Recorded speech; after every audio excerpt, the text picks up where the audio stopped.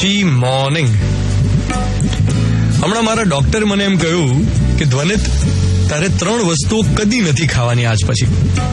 મેં કીધું કઈ? તો કે કાજુ, ખારીશિંગ અને આમલી. મેં કીધું all right, as you say sir.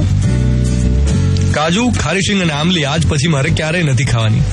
હવે તો મને એક વાત કહો, આ 3 વસ્તુની સુગંધ તમે અત્યારે અનુભવી શકો ખરા? કાજુ એમ બોલું તો કાજુની સુગંધ મનમાં યાદ આવે ખરી? ખારીશિંગ, એની સ્મેલ રિકોલ કરી શકો?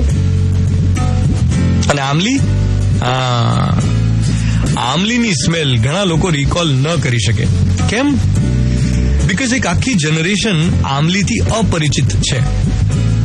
કાજુ તો જોયા જ હોય બધાએ, શીંગ તો જોઈ જ હોય, પણ આમલીના કચુકાથી પરિચિત ન હોય. પહેલાના જમાનામાં આમલી વધારે વપરાતી, માટલામાં ભરીને રાખેલી હોય, મીઠું લગાડીને, ખાટી ખાટી સુગંધ હોય એની, કથ્થઈ રંગના લીસ્સા કચુકા હોય.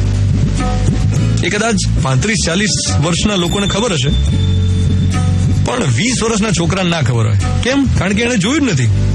હવે એવું તો કેટલું છે કે જે આવનારી પેઢી સુધી પહોંચવાનું નથી. જેમ કે પતરાળાની સુગંધ.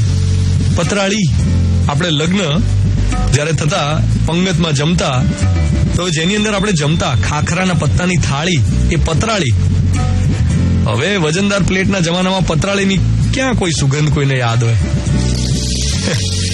ચ્યુઇંગમના જમાનામાં શેકેલા કચુકા કે શેકેલી ગોટલી કોને યાદ હોય? કેવું છે? પ્લેટોના જમાનામાં પતરાળી ગઈ. હવે તો કેટલી સુગંધ છે, જે યાદ કરાવું તો તમને કદાચ યાદ આવે ખરી ને ન આવે.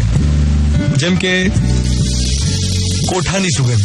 કોઠાનું ઘર હોય ને, કોઠું ખાટું, ચણી બોરની સુગંધ, ગોરસ આમલીની સુગંધ, કે પછી જાયફળની સુગંધ, રાત રાણીના ફૂલોની મહેક, જુઈ, ચંપો, બારમાસીની દાંડીમાંથી નીકળતા પેલા મીઠા પ્રવાહીની મહેક.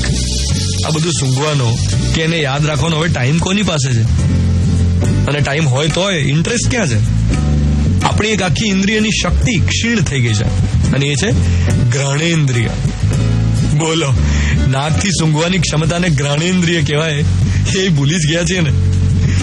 સો basically the capacity to smell, એ જે ફ્રેગ્રન્સને ઓળખવાની આપણી જે શક્તિ હોય, એ થોડી ઓછી થઈ છે પહેલા કરતા, કારણ કે આપણે વ્યસ્ત થઈ ગયા છીએ.